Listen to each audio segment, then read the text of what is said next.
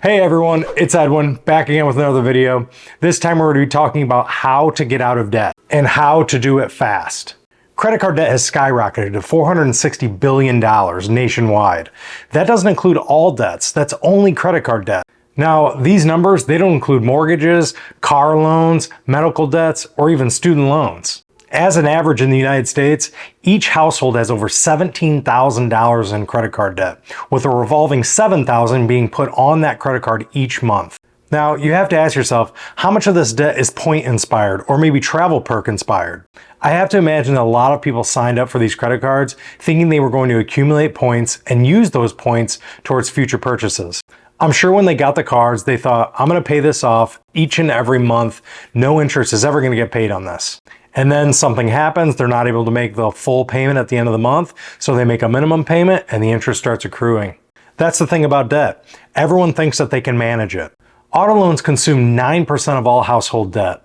With a record $1.52 trillion in auto debt, the average new car payment is now over $700 per month.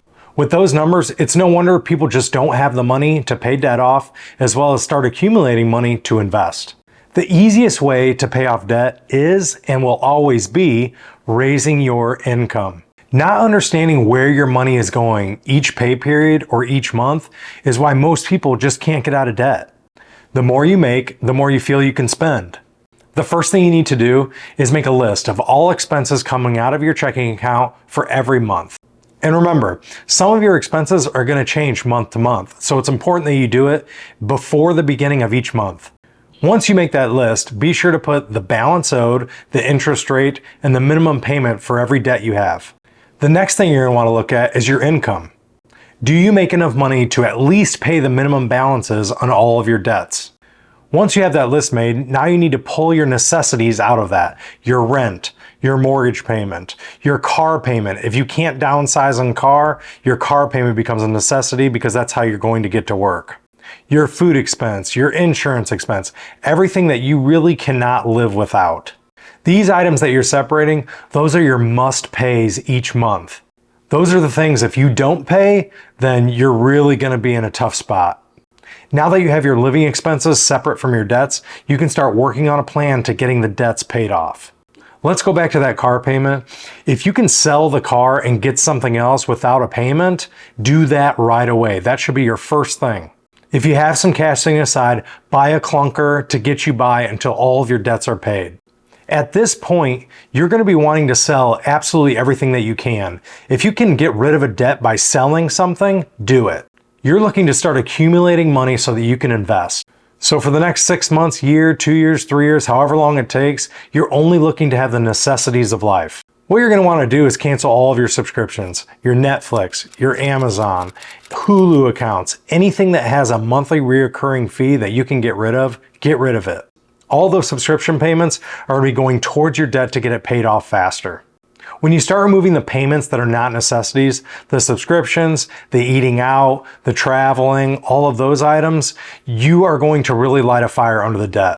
Now we should be getting into your actual debts. List those balances from smallest balance to largest balance, regardless of interest rate. We have to remember that there's a mental aspect when it comes to debt and paying things off. Excessive spending is a behavior problem. When you start paying off that lowest balance first and you get it done, there's going to be a sense of accomplishment, something that you want to move on. You want to continue doing this journey. You have to remember, this can be a long process for most of us, so you have to stay motivated. I like to compare paying off debt to losing weight.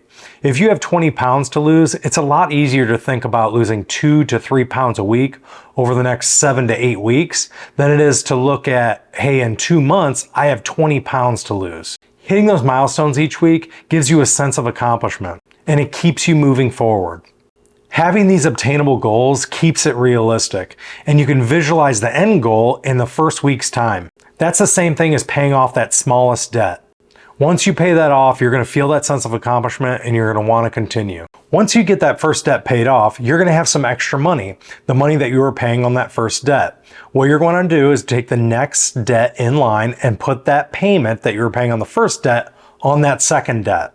All those other debts that you have, you're still going to be making the minimum monthly payments on those.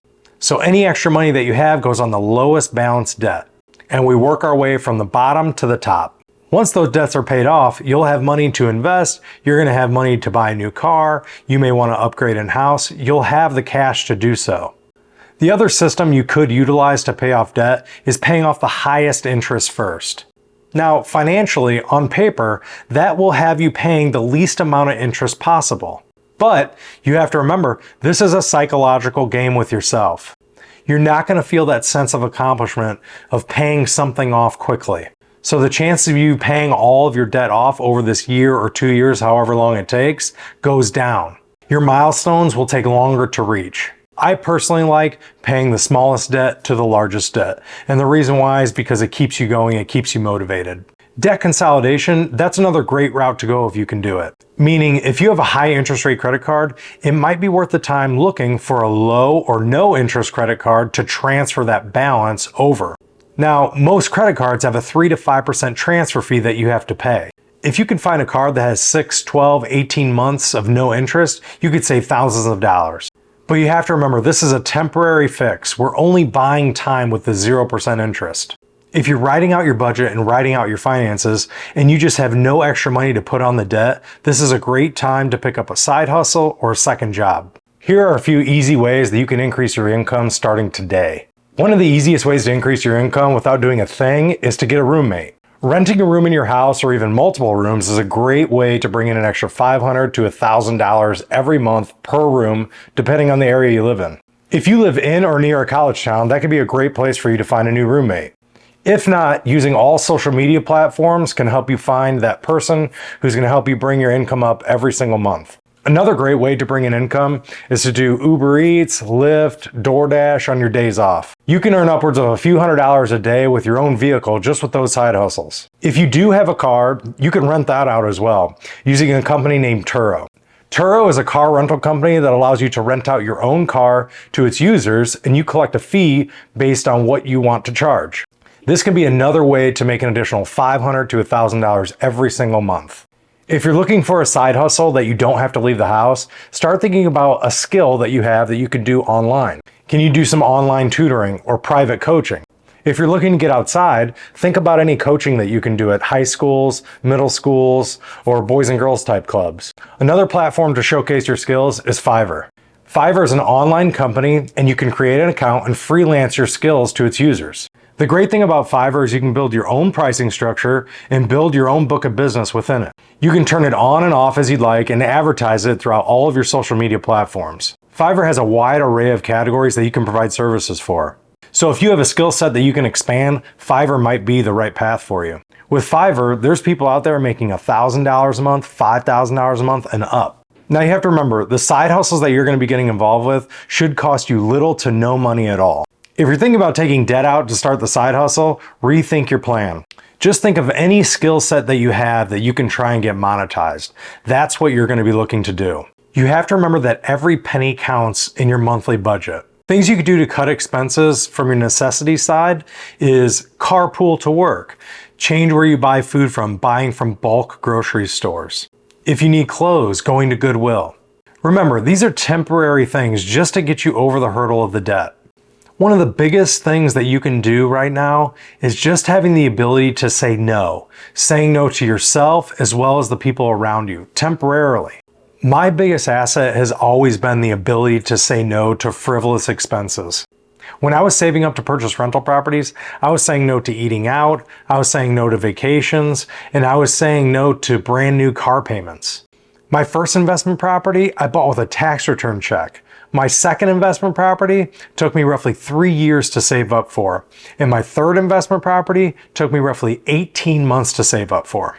After I bought that third investment property, I saved for almost 5 years so that I could open a business. Saying no to bad financial spending can bring you light years ahead of the people around you. I would have never been able to save up for investment properties or start a business had all of my income been going to debts.